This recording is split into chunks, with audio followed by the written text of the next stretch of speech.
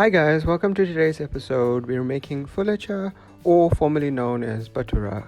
Let's jump right in.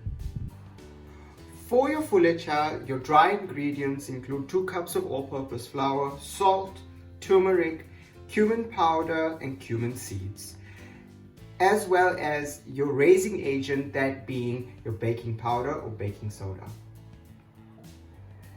To the Fooletcha, we will also add about 2 tablespoons of ghee or butter.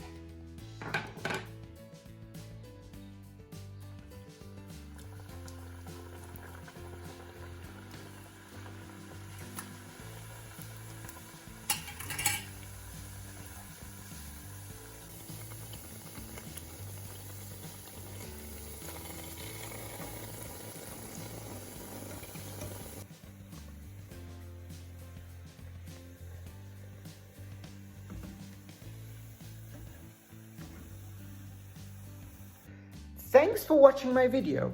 Check the details of the recipe down in the description. Be sure to subscribe so you never miss out. Till next time.